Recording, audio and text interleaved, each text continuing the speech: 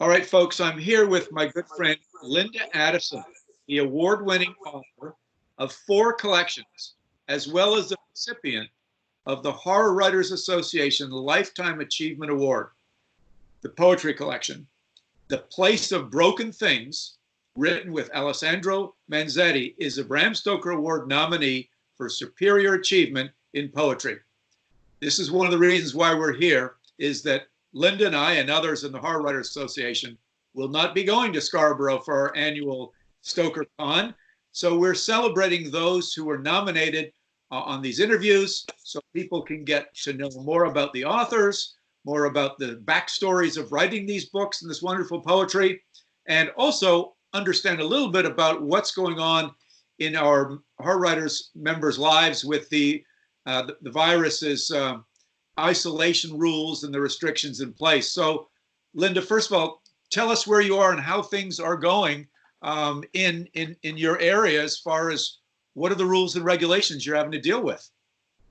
Hi, good to see your face. Thank you. I'm in Tucson, Arizona, and we don't have a official stay in your house restriction up yet. I suspect that will come when the numbers get higher as far as people tested. But they have closed things like gyms and movie theaters, bars. The restaurants are not open to visit, but you can order takeout and delivery. So that's the general thing as far as the rules are concerned. And you are people complying with it as much as you've kind of can see from where you are? To a certain degree, I haven't gone out much. Obviously, I'm staying in, but people, I don't see as much traffic on the street, although I still see traffic. So I think to some degree people are.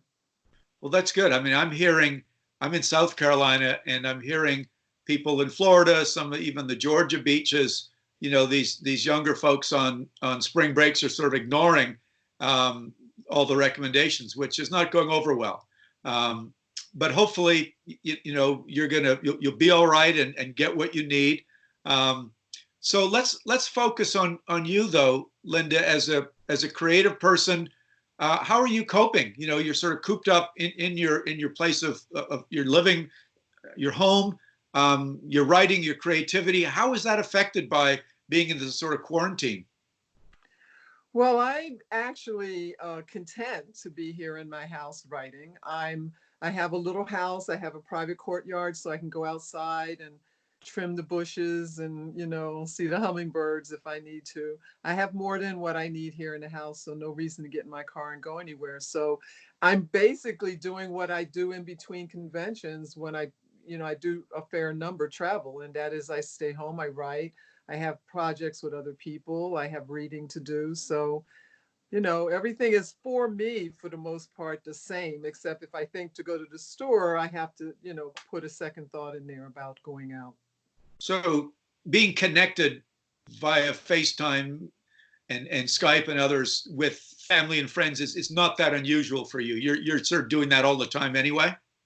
I am. I do more of it now. I had my one of my favorite cousins' birthday was yesterday here in Tucson, and I would normally go over and have champagne with her, but instead we decided to Skype.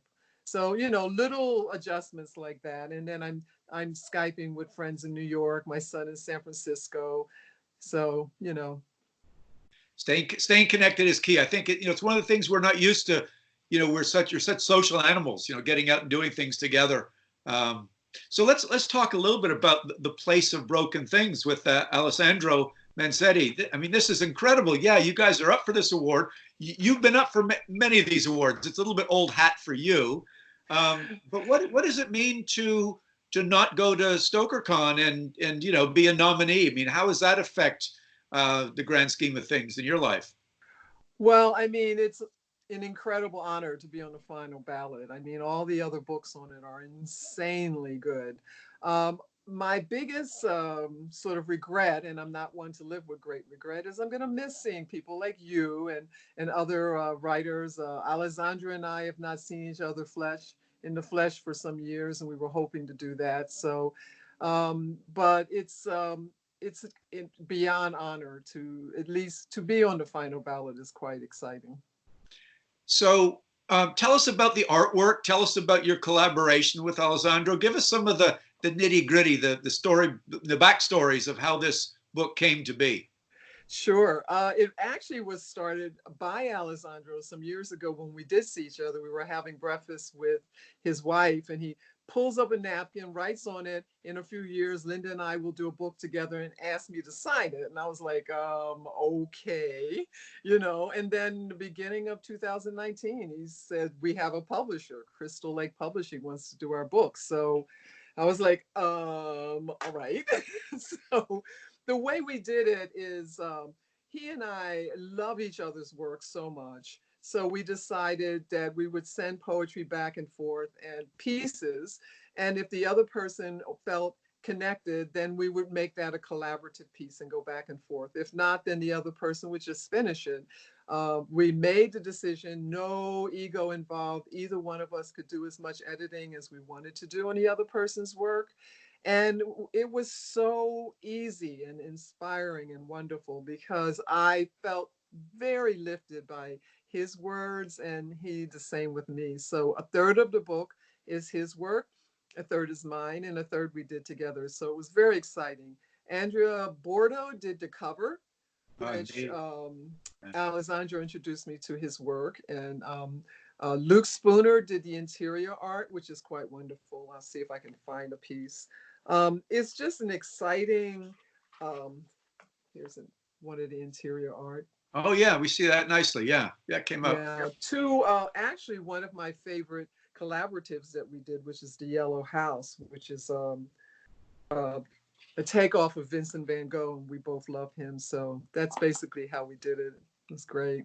So how's he doing? Is he? I'm assuming he lives in Italy. He does. He How does. He is not a complainer. So we stay in contact. He's outside of Rome. I can't say the city right. Trista, Trieste, I Trieste. think. Yeah, Trieste. Yeah. Yeah, him and his family are there. They are well, but it's Italy's having a terrible time of it. Yeah, yeah.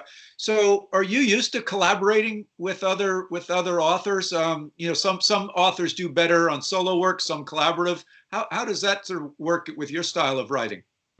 Well, I think Alessandro seems to be the king of collaborative work because he's done quite a few of them. But I've only done really one other, and that was with Stephen Wilson. We did a collection called Dark Duet, which was poetry inspired by music and also concrete poetry. So it makes shapes on the page.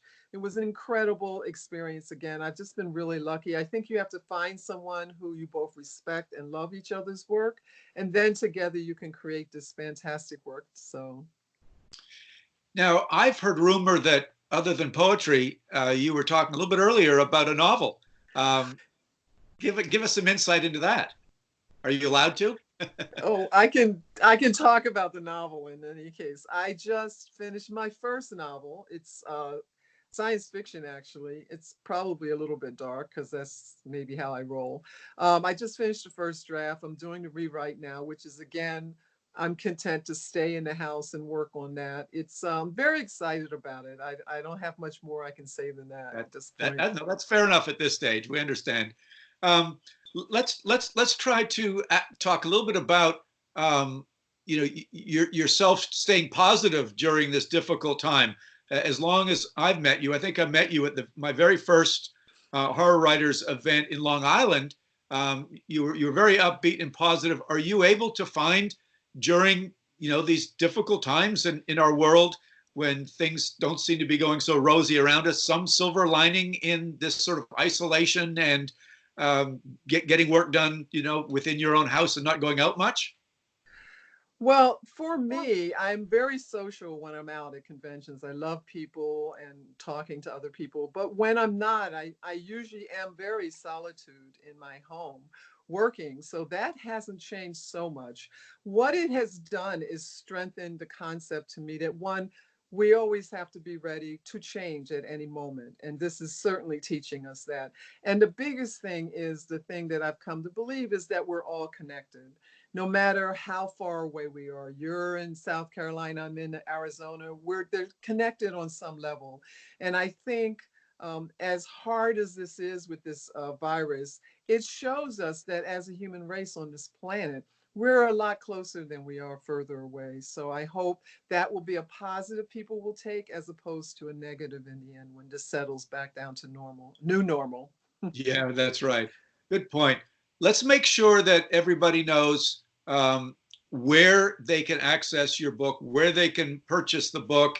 Hold it up one more time and tell us your website and how they'd get a hold of a copy of this. Absolutely. You can go to my website, which is Linda Addison Poet, all one word, because there is another Linda Addison. She does not look like this. She's a lawyer.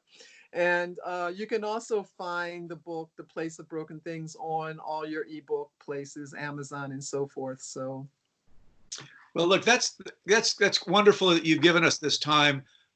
We wish you the best of luck with the upcoming Stoker Awards. Those will be streamed live sometime soon. I know sort of around the same time they're going to be in Scarborough, so around the 18th or something of April, I think. So best of luck to you and Alessandro, and stay safe out there, my friend. Wash your hands, and don't touch your face, right? exactly. And you, everyone else, keep safe in the world. Okay. Take care. Thanks again, Linda. My pleasure. Bye-bye.